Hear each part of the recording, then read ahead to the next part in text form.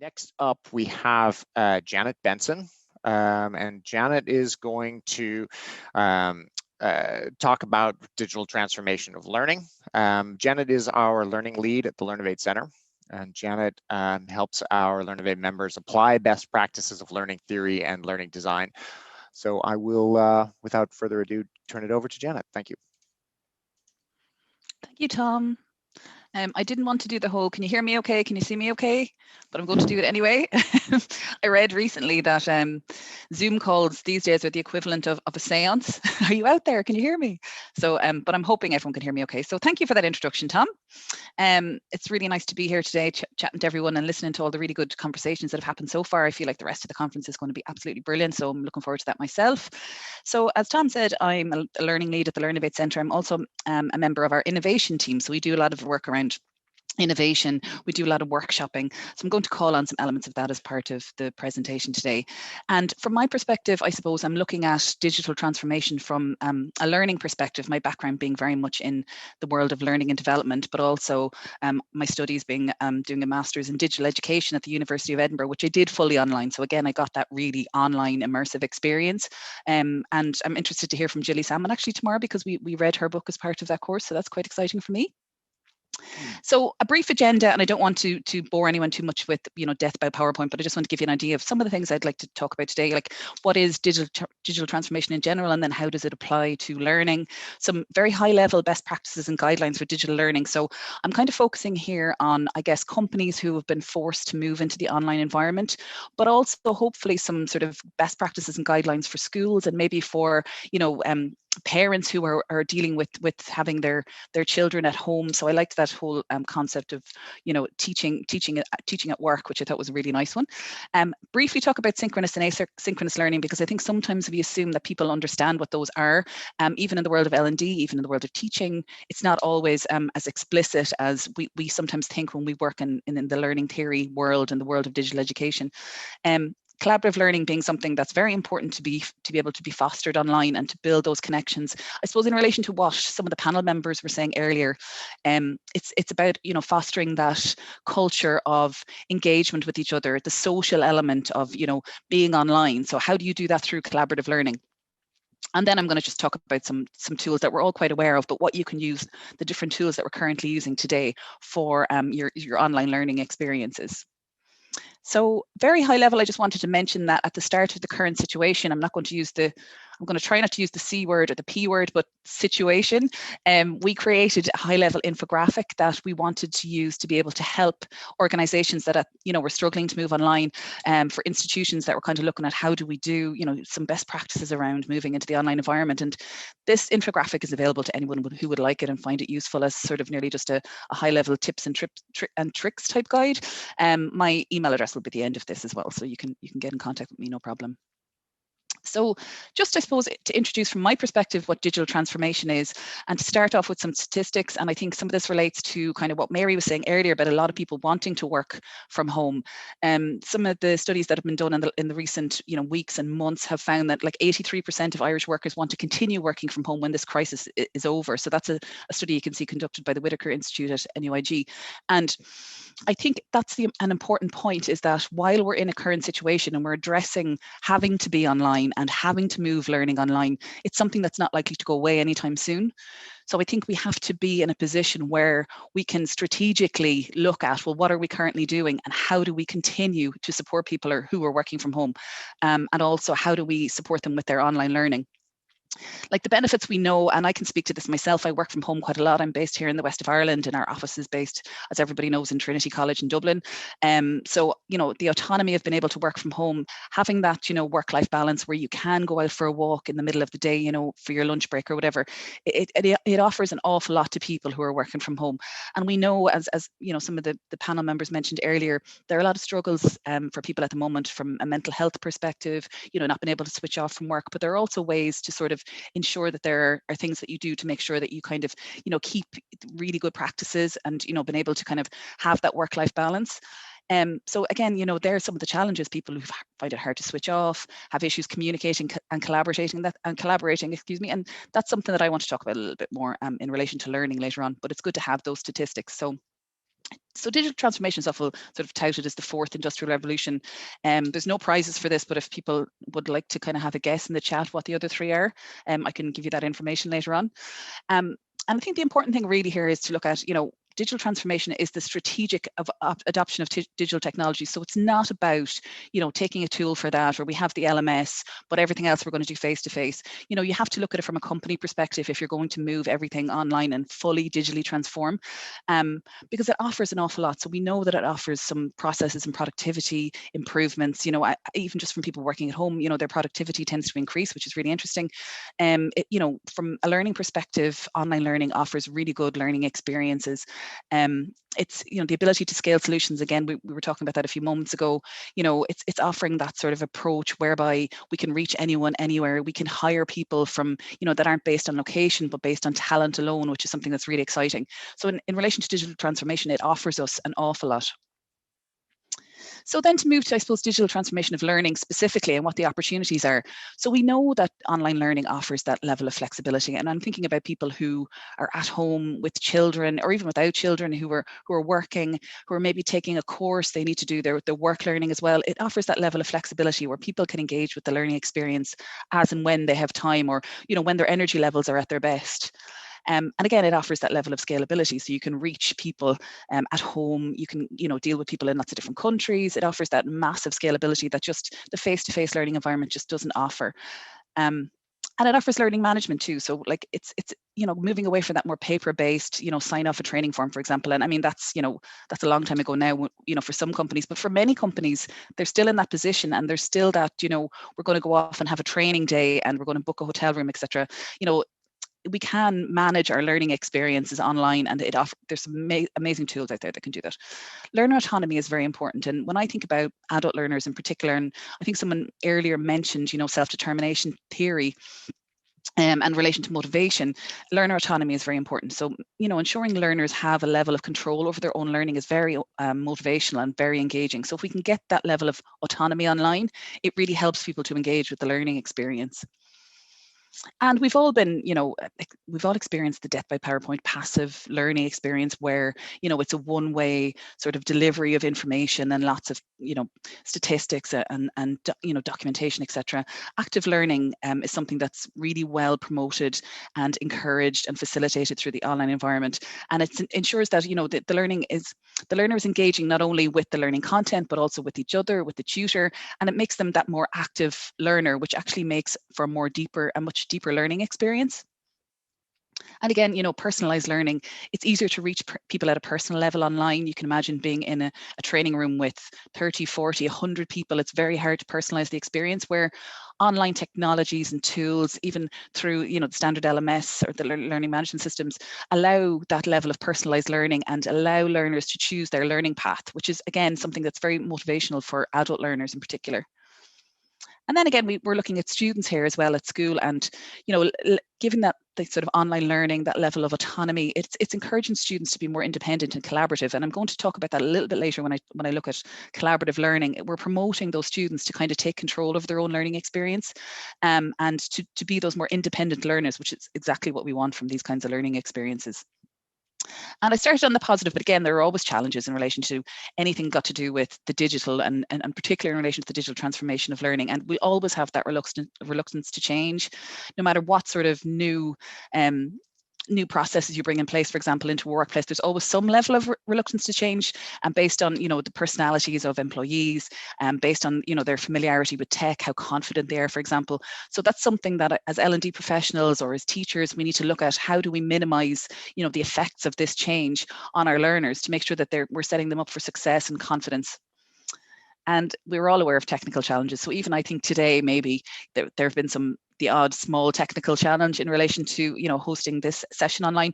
We know there's always going to be people who just, struggle with technology, who, sometimes find it hard to log in, can't see exactly what to do. So again, it's about providing as much information up front to your learners. So you're setting them up for success. That's something I really believe in. It's about making sure they have everything that they need to feel confident and motivated and challenged, and at the same time that, that they're going to be successful. And Engagement in particular, we know is a challenge. You know, there are a lot of statistics around people who feel isolated. Say, for example, just engaging with an online course. A lot of people drop out just due to that isolated element. They're not really engaging properly with each other. And we know from speaking to a lot of schools recently in relation to the current situation, you know, student engagement has been a big issue. And that's also, you know, sort of linked to the whole change element. You know, this is all new for so many schools, so many students, so many teachers. This is a whole new situation. And levels of engagement can go down because there can be confusion about what's happening. You know, they're not exactly sure what they're meant to be doing and when and all that kind of stuff. So I'll briefly touch on that as well later. And then motivation. So what's the motivation to engage with online learning when you're at home, when you're, you know, necessarily trying to get your work done? For example, if you're working from home, what's the motivation to engage with upskilling or doing some additional training when you already feel like you've got a lot of screen time? And then that lack of interaction and collaboration with others. We are missing each other when we're working from home. And it's something that actually we do really well at Learnovate. We do a lot of social online you know, events and activities, and we make sure that we really do collaborate and interact with each other on a social level, which is really important and can't be underestimated in the current situation where people can be quite lonely at home. And then assessment and homework. This is something, again, that, you know, it can be a challenge, but can be really easily facilitated through an online learning environment. And homework is one that I know, after speaking to teachers, that they can struggle with. How do I do the homework elements online? So again, I have a couple of slides on that later. So just in relation, I guess, to these are very high level best practices and guidelines for digital learning. I hope that, you know, some of the information I'm giving you here is can be quite high level, but I hopefully are the kind of tips and tricks and guidelines that people will find easily implementable or can take away and go, yeah, you know what, I might be able to do a bit of that or a bit of this from, you know, at home or in the workplace. And hopefully it'll set up a foundation then for some of the really great talks that are to come later on today and the rest of the week. So it might seem like a fairly straightforward one, but in speaking to, you know, lots of different industry, lots of different teachers, you know, people in different areas of life, there is that element where, you know, some people have a lot of knowledge because they're doing a lot of research, for example, and, you know, they're talking to a lot of people and finding out a lot of information. So I think it's very important to share that knowledge. So anything that you found useful that you can share with your colleagues and friends is really important. So even think about, and I know from my experience of doing, you know, an online learning master's, you know, I remember some of the really good stuff that I got to, you know, engage with and interact with, and what I found really good. And these are things that I can draw upon when I look at, well, how do I facilitate online learning? You know, what are the things that really worked, and what are the things that I would definitely not include because it was a poor experience for me? So it's really important to kind of share that information, and it's kind of helping everybody else to get to the same level. And again, we know that social media, YouTube have really useful resources if you're looking to find out some best practices. I've been speaking to a teacher friend of mine recently who's also, you know, very much in the research space, and she uses a lot of, you know, Facebook groups where they have experts on online learning that teachers can actually ask questions of, or, you know, bounce ideas off. Because again, you know, when I think about teachers as well, schools to different levels have moved to the online environment, whether they've become a device school already and have already set their students up for this whole situation, or they've really been thrown into it and really are struggling and really unsure about what they should be doing and even what tools they should be using. So again, it's good to kind of get a feel for what's out there, what's working for other schools, what's working for other companies, you know, what can I learn from the best practices or the people that really understand. And that's something, again, at Learnovate that we can provide. You know, if people need advice or they need some kind of guidance on these sorts of things, that they can come to us and ask questions, obviously. And then surveying learners. So, you know, what device do people have at home? Again, you know, we found out from teachers that many, you know, students might not have access to many devices, or they're sharing devices at home, which makes it difficult to get access. And also Wi-Fi being a problem. Again, you know, I'm here in the west of Ireland, might not necessarily have the best Wi-Fi access, although actually I'm kind of lucky that I do. But again, we can't assume that people are in a position where they have a lot of Wi-Fi or even have Wi-Fi access at all. So again, find out from your learners, whether that be your employees, your students, find out what access they have, what Wi-Fi access, and then you can start to make decisions on what kind of learning you're going to provide to ensure that everyone's getting the same experience, no matter what device they have access to or what kind of Wi-Fi connections they might have. And then you look to develop your experience. So you know, L&D professionals, teachers, they understand learning, they understand pedagogy. Teachers know how to teach. And I think that sometimes they lose confidence when they're faced with technical or online challenges. But I think it's really important to remind teachers and L&D professionals, anyone developing learning, that start with the problem. And again, that's something at Learnovate that we're very much advocates of. We don't think about solution first and, you know, what's the really cool tool that's out there that you might be able to shoehorn into the learning. It's about the problem first. And it's always about, you know, how do I want to teach something? How do I want to provide a learning experience? And then what are the tools and technologies and approaches that will facilitate that for me? So again, always start with the problem, always start with the pedagogy. You know how to teach. Think about that first, and then how you facilitate that with whatever tool you might have at your disposal. And then focusing on the learner. So, you know, what do they need and when do they need it? Make sure they have what they need, that they understand when they need to do things is very important. You know, we can't always give a fully personalized experience to our learners, but where possible, make sure we have an understanding of them and what they might need at particular times, and, you know, what might be the barriers that they are facing in relation to engaging with their online learning. And the more information we have about our learners, the better we can tailor our learning experiences and our learning solutions to what they need specifically. And this is my absolute pet peeve. I think, you know, and again, we can't, you know, punish anyone or you know, any companies for, you know, doing this, but taking all your PowerPoints, all your documentation and putting them online and saying, that's it, job done. You know, the learning's done, we're online, it's great, is definitely not online learning. It's just, again, delivering content that's not engaging, that's very difficult for people to engage with. So please don't be tempted to just take what you have already and put it online. Online learning, digital education is a completely different ball game when it comes to learning in general. So you really need to think about what are the different elements that you need to have part of that learning experience. Otherwise, it just will not be effective. And that's definitely not what you want. And we know, you know, in a classroom, in a sort of face-to-face environment where you're in a lecture theatre, it's easier kind of to engage, you know, to engage with a person, to be able to talk to each other, to, you know, make sure you have all that information. But when you're online, and we know about this, we know about, you know, Zoom fatigue. It can be very difficult to engage with online learning if it's in big, massive videos or big, massive pieces of content. And I'm actually doing an online course myself at the moment. And I'm starting to see little bits and pieces like that to say, oh, you know, that bit of content could have been smaller. I think I would have engaged with it more. I felt like an overload of information. I had to go back to it. So think about breaking up your content. It's, again, you know, people talk about micro learning, but I think it's more about, you know, it's very common sense that when you're online, that it's hard to engage because it's you and the computer. So making sure, you know, that people have content in digestible chunks that don't overload them with, you know, they don't have this cognitive overload is really, really important. And then mixing up your delivery, because I think sometimes we can rely on what we feel we're confident with, and, you know, we kind of go, well, do you know what, I'm just going to record myself and send out the video. But a bit of variety really does help with engagement. If you're engaging with an online course in lots of different ways, whether that be Q&A or interactions or whatever that might be, you know, think about how you can deliver your content in different ways, just to ensure that people kind of go, oh yeah, well, that's a little bit different, you know. And then for your learners, I can't specify enough about setting expectations. We want to set them up for success.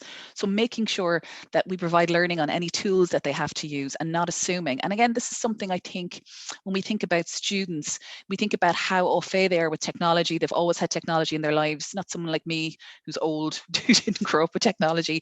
But, you know, but now I'm absolutely, I love using technology. But we can't assume that because students can use things like, say, Snapchat or Facebook or whatever, actually Facebook probably not. My nieces would be embarrassed to say that I mentioned Facebook at all, but Snapchat, that they can use things like PowerPoint, because we know that that's not actually the case. So we have to provide learning on any tools that we expect them to use and not assume that they already know. And it goes for adults too. We can't assume that somebody is necessarily understanding how to use Zoom, or we're going to use Zoom in breakout rooms. You know, any of that kind of stuff, we have to make sure that people know how to use the tools first. So at least that then there's not a barrier to their learning and we're not making them work for their learning. And again, it's about personalizing communication, and we can't always do that, but I think it's important to use people's names where possible. If there's any communications you're doing synchronously online with people, you know, try to, you know, talk to them, you know, as if you were in the training room. It just helps with that kind of engagement element and, you know, personalizing the experience for them, even if it's not a fully personalized experience. And again, it's about interaction and activities. We don't want to sit and I you know, you're sitting listening to me now and there's not a whole lot of interaction activities, but, you know, this is for 25 minutes. If you went through you know, a whole day course. If you were doing a fully online course and there were no interaction and activities, you wouldn't be long switching off. So it's about making sure that people have things to do. And again, that's promoting that learning by doing and that active learning. And, you know, reflection is something that is a very important element of the deep learning experience, allowing learners to reflect on their experience, to think about what they've learned, you know, even have some kind of formalized reflection whereby you can ask them some questions about, you know, what they got out of the learning, how are they going to apply it, for example, in the workplace. All those kind of good things that make people think about the learning experience are really useful for sort of ensuring that the information is solidified in their long-term memory and they've had that really deeper learning experience. So I'm aware of speaking too quickly because I know some of the earlier speakers spoke quite fast, and I think somebody again who's Irish, we tend to talk very quickly, so I hope I'm not speaking too quickly. But I'm going to talk briefly about synchronous and asynchronous learning, because again, I think we can't assume that people understand what these terms mean, or you know how they actually facilitate these types of situations. So synchronous is when the tutor, the teacher, and the learner, this class, are all online at the same time. So that's all that synchronous means. And this is something that I think, you know, I think when I'm thinking about this in relation to teachers in you know, specifically, I think, you know, think about what's behind you, because I think sometimes you forget that there could be personal, you know, things behind you that you wouldn't want your students necessarily to see. So think about, you know, even your lighting. My lighting today is a little bit dark because for the first day in I don't know how long, there's actually a bit of sunshine in the west of Ireland, but that's Murphy's Law. So because I'm sitting in front of a window. So think about, you know, the fact that, you know, you've got good lighting, that people should be able to see you quite clearly. And then just, yeah, think about what's behind you, really.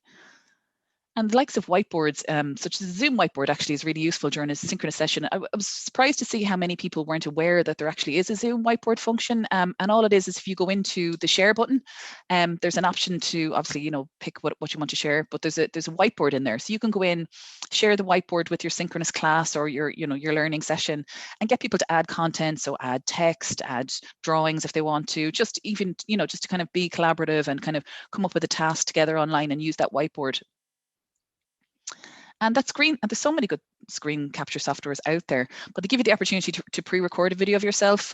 Again, I think there's an element there about flipping the classroom where you know you can record a lot of your content and provide it to your learners in advance, whereby you're then using the synchronous online time in a more effective way, in that, you know, you can use it for interacting with each other, having discussions, doing some Q&A, doing some problem solving, discussing the content, which is a more effective use of your online time rather than you being online and delivering a piece of learning, which can be quite exhausting as well. And it gives you a chance to sort of get off the screen for a while and work on other things. And these are just a couple of the tools that teachers in particular recommended as being quite useful and easy to achieve. So Screencastify and Screencast-O-Matic. It's also part of Windows 10, actually, some of that screen capturing software, and lots of other softwares too. But so these are some of the nice ones that you can use if you want to kind of record some of your sessions. And it's important then, obviously, and again, you know, some of these things are quite common sense, but share any content you've created so that people have access to it afterwards. In particular, when I think about, you know, at school, even if it's not a, you know, like based on the current situation, if students are out of school for whatever reason, it's good that they have the access to the content when they need it, so they can go back and view anything that they've missed. So that's the really nice part of online learning, is that you can record a lot and have it sort of to hand if you ever need it again. And then asynchronous is when the class isn't online altogether at the same time. So again, you know, we use a lot of shared documents for this. So you can use things like Google Docs, you know, Google Slides, all the presentation type tools, Microsoft 365 as well. Any of these kind of documents where people can work on them, you know, they can work on them synchronously at the same time. They can also work on them asynchronously. So add pieces of content, you know, read what other people are writing and adding to it. And then whiteboards as well. So as I mentioned, the Zoom one, but one that we use a lot, and definitely as part of the innovation services team at Learnovate, we use Miro, which is a really nice tool for whiteboarding and for workshopping. And they can be used both synchronously and asynchronously, which we find great at Learnovate, because when we do a workshop, there's a huge amount of information that we might gather from clients and groups of people. But we will always have access to that because we'll always have that Miro board, which is really useful. And even, you know, to kind of go back and remind ourselves or to add something that we didn't think of, it's really, really useful for that. So I actually think it's even a better way than a face-to-face, because, you know, if we were in in the office, we'd probably be using just the standard whiteboards or whatever, but Miro allows us to keep all this information and to be able to refer to it and see our train of thought when we work on larger projects, which has been really, really useful over the last couple of months. And again, we're talking about Zoom fatigue or just fatigue from being on screen. Providing asynchronous work gives you, as the tutor, the teacher, some of that valuable off-screen time. So again, think about when you want to be online, or when suits you to be online. What, is it in the morning when your energy levels are that little bit higher, and then you assign some asynchronous offline work for later when your energy levels may dip a bit? Because we are all feeling that, sort of that fatigue with being online a lot of online meetings, for example. And this sort of allows you, okay, the mix of synchronous and asynchronous allows you that opportunity to sort of do some offline work and to get away from the screen for a while, which I think at this stage we all feel we could do with some of that. So, we deal a lot with schools and with teachers, and online homework is something that a few schools have come to us to say, we're finding a bit of difficulty with this. We're not exactly sure how to facilitate it. And, the fact that students have all their books and all that kind of stuff. So, what I will say about online homework, though, is that it offers students that much wider range of formats. So it gets them to do lots of different things in different ways. And I think that's what's quite exciting about it, whether you're using Google Classroom or whatever tool you're using. MS Teams, I know a lot of schools use. It's, it gives you a chance to mix things up a little bit and provide a bit of variety, which for your students obviously is very motivating. But for you as a teacher too, it can make it a little bit more interesting that you're not getting a lot of sort of written work. And again, not to refer to the situation too much at the moment, but it can limit the amount of books and copies being brought home and back to school, which we kind of want to limit. I know a lot of schools are, not allowing students to bring books and copies in and out at all. So they really have to embrace the online homework world. But I think if we can limit that at all, and again, we're thinking of the well-being of children, bringing lots and lots of books into school is not something that we can continue to do in the longer term. And I really like this one, that if you offer your students some choice, they will be creative. So let them kind of, be creative, create video content, create audio content. Let's see what they can do with their homework. Provide them some level of choice and variety, as well as all that text-based work that's fairly standard, just so that they get their creative juices flowing. It gives them something interesting to do. It gives them that level of variety and creativity that we don't always kind of associate with homework as such. It's often seen as a punishment, but I think it can be seen as a really nice opportunity as well.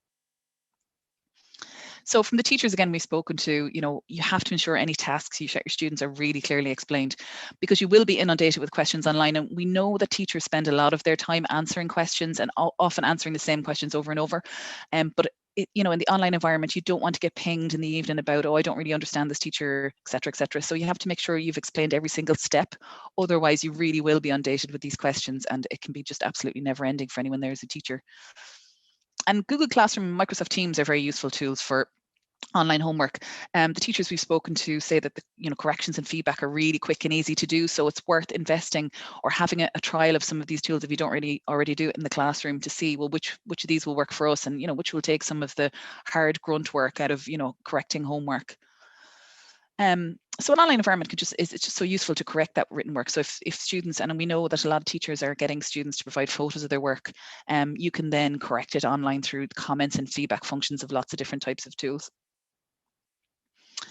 So briefly, just to touch on collaborative learning, because I just feel collaboration is something that when we look to move to an online learning environment, it's one of the things that tends to get left behind a little bit. And we're kind of going, oh, let's just give them the content and then we'll give them an assessment. That's it done. It'll be grand. But we know the collaborative learning is really important, especially for adults, to engage with each other. And I think, it's about creating that community of learners working together towards a common outcome. So it's about active learning. Again, it's about people engaging with each other and being actively involved with the content as well and with the learning experience. So we want to make sure that people have opportunities to collaborate with each other, even when they're online. And the best kind of tasks for that kind of collaborative learning are tasks that promote kind of problem solving and critical thinking skills, which are, and there's lots of different types of tasks. And again, it's about mixing it up and providing some variety to your learners. So the type of tasks that really work well for collaborative learning are things like group challenges. So you're getting everyone to work together to come up with, the response to a particular challenge. Brainstorming. And again, we talked earlier about the use of whiteboards and some of those like mural tools to brainstorm ideas. I think that those kinds of tasks are really useful for getting people thinking about things and maybe coming up with a solution to a problem. Collaborative writing, again, using those online tools such as Google Docs and MS Teams to kind of put together a presentation or a piece of writing that they work on together is really nice task to be able to do as a collaboration. And any kind of problem solving. So we look at a lot of kind of problem solving activities that can promote collaboration between people. You know, somebody will kind of come up with an idea, people will, you know, draw on their experiences in relation to it. And again, it's getting them to interact with the activity as much as with each other. So people are interacting with each other and they feel that they're part of the experience. They feel like they're part of the workplace, they're part of the class, even if they're not physically present, which I think is extremely important at the moment. And these are just some kind of like nice tips that we've kind of gone through in the past in relation to facilitating online collaboration. So consider separating learners into smaller groups to work together, and then present back to the wider group. A lot of people find collaboration difficult because if it's a wide group of people, sometimes their level of confidence isn't great, or you know, they may not want to present, or they might not have the level of confidence that other people in the group might have. So it's nice to kind of separate learners into smaller groups and then come back. And there are some nice tools that you're probably aware of that we can use to facilitate that. And I think it's important to also think about, you know, rotating those groups. So for diversity, you know, you don't necessarily, and I'm thinking about in a workplace, you might not necessarily always want to be in the same group with all the same people. So it's nice to kind of rotate those groups for diversity, but just for interest, for people to chat to each other in different ways and maybe talk to people that they wouldn't normally interact with, which is really nice. And I think this is a very important one, and this is an important one for adults and, you know, younger learners. If you don't assign roles in these sort of collaborative tasks, you can have the situation where you have either someone who completely takes over the entire situation and runs the entire collaborative session and doesn't allow anyone else to get involved, or you have the opposite, where you have people who kind of are lurkers and they're kind of, I'm not really sure what I'm meant to be doing, so I'll probably kind of do nothing and let the rest of them do it. If you actually assign roles to people, it ensures they all have to get engaged. And those roles can vary from timekeeper to, you know, the person who's going to present back to the wider group to, you know, the person who's going to lead the situation, for example. And again, mix that up as much as possible. There might be natural leaders in a group, but it's good to give everyone an opportunity to kind of take on different roles, even from just, you know, for the bit of variety that they're going to get out of it. And this is really good too. I mean, for these kind of sessions, you're starting as a facilitator. So again, you're setting the learners up for their success. You're setting expectations. You're making sure they understand the task. You're making sure the time that they have and what you expect to get at the end of the session. But as you start as a facilitator, you're kind of moving to being more of a moderator. So you're sort of going into, say, if we're talking about breakout rooms, which you will in a second, you're looking at being more of a moderator, checking that everyone's okay, that things are going well, and making sure that, you know, you can answer their questions. But then you do actually become more of an observer, where people start to take control of the situation themselves. And that actually goes for, you know, the younger students as well. We want them to be those kind of critical thinking learners who take control of their own experience. So you're just observing the experience at the end, which means that, you know, that they have moved to become more independent learners and more autonomous learners, which is exactly what we want from these kinds of sessions. So again, I'm going to talk briefly about tools that, I mean, a lot of people are going to be aware of a lot of these tools, but you know, what they can be really useful for, and to ensure that you have a nice variety of tools if you can, just because we know that a lot of companies will say have a learning management system. So they will, you know, ensure all their learning is on the learning management system, everything is being tracked. But not all learning management systems offer things like discussion boards or any opportunities for collaboration or interaction with each other. So think about what's the functionality of the learning management system you have in your business, and can it facilitate some of those best practices that we've kind of just been discussing? You know, those interactions and those things that we really want to ensure that we promote as part of a good learning experience.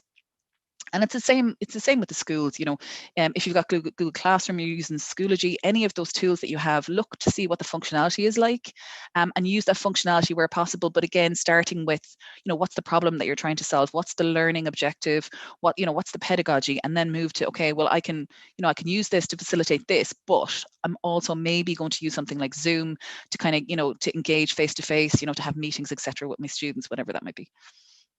So some really good tools for communication discussions. We're using Zoom, MS Teams have breakout rooms. We know the likes of Google are looking to do those breakout room functions, and they're really useful. Again, as I was speaking about the collaboration and the breaking people into smaller groups, really useful for things like that. You know, bringing people together at the end after being in smaller, you know, breakout sessions is really useful for those collaborative activities.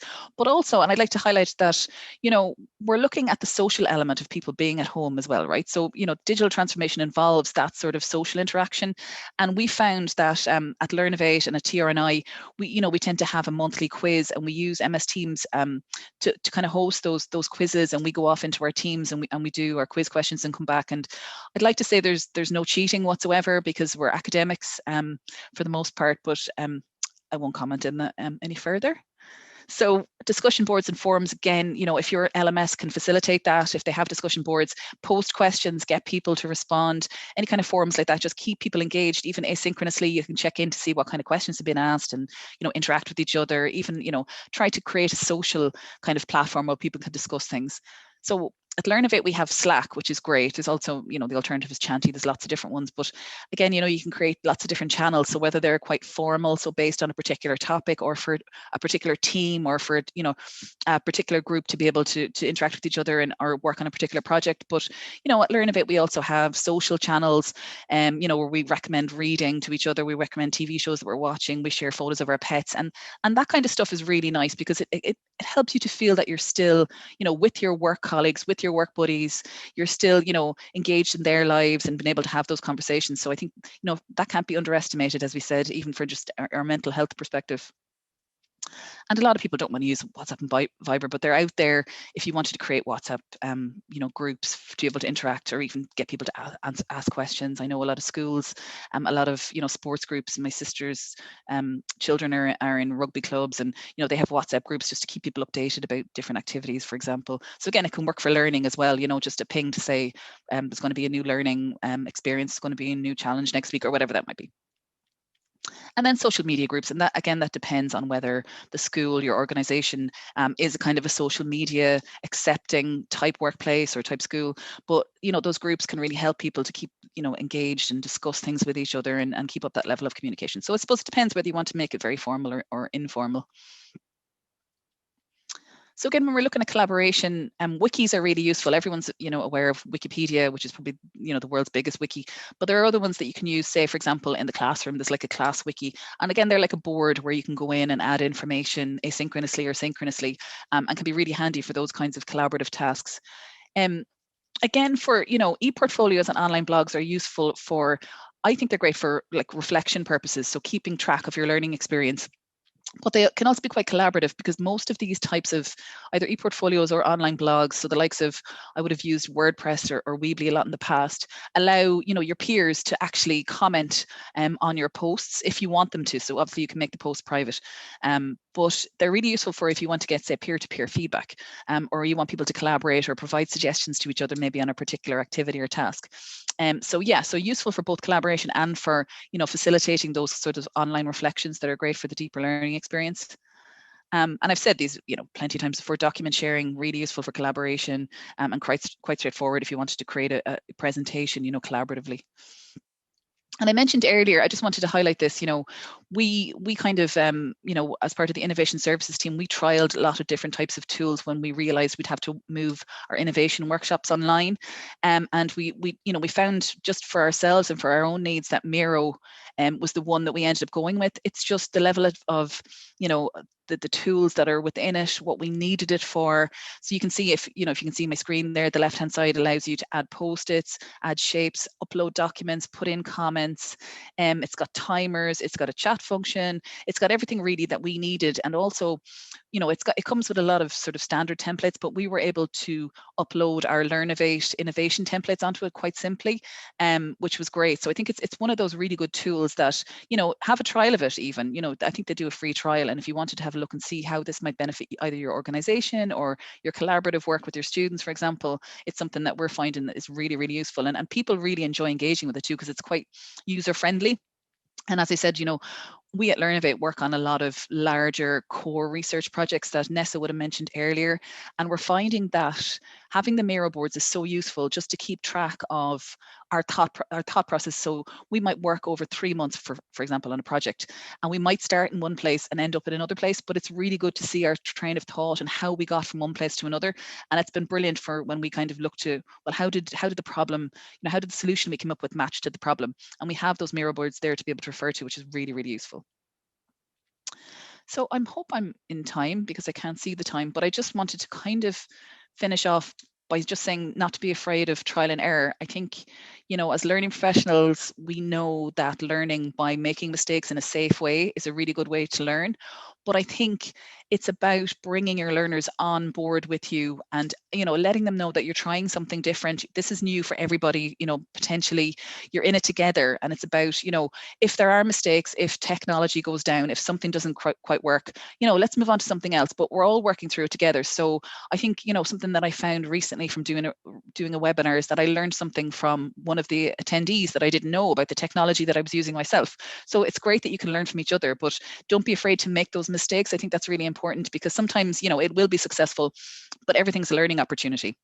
And I think that's the key takeaway to take away from all of these types of experiences. So that's my email address. We have some really nice guides we created at Learnovate. If anyone would be interested in getting in touch and getting access to any of those. I'm going to stop sharing my screen now, Tom. Hi, Janet. Yeah, thanks for that. And sorry, I just realized I ran over a little bit.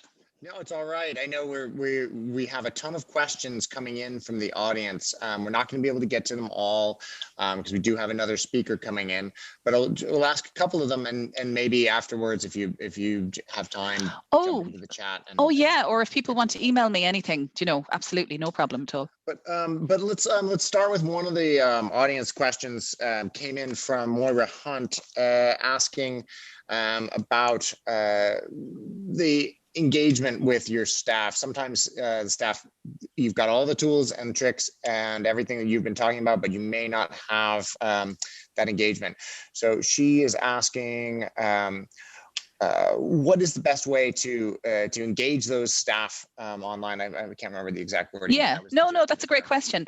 I think one of the main things that we struggle with is when we move to something new. So whether it's, a new initiative at work, for example, we know that employees can get quite jaded when you're bringing in new things. And I've been in organizations myself where something new has come in and you're kind of going, oh, this is another thing. And do I have to do this?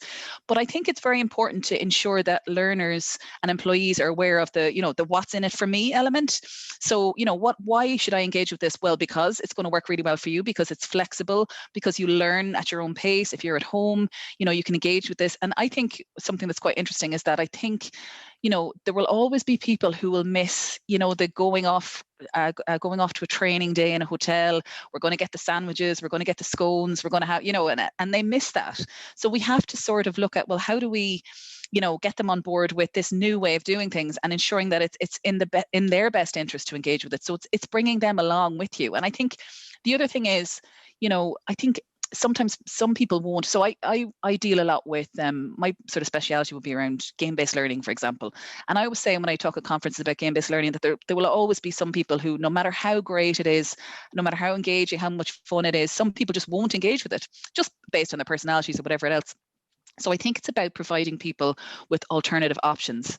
So even if you're creating this great learning experience and people go, oh, I can't be bothered. Okay, that's fine. Provide them with the PDFs. If that's what they need and that's the way they want to engage with it, that's absolutely fine. So I think if you can, where you can provide alternatives and some choice to learners, I think that's something that can be really useful to kind of get them on board and get them more motivated. I hope that kind of answered the question, Moira.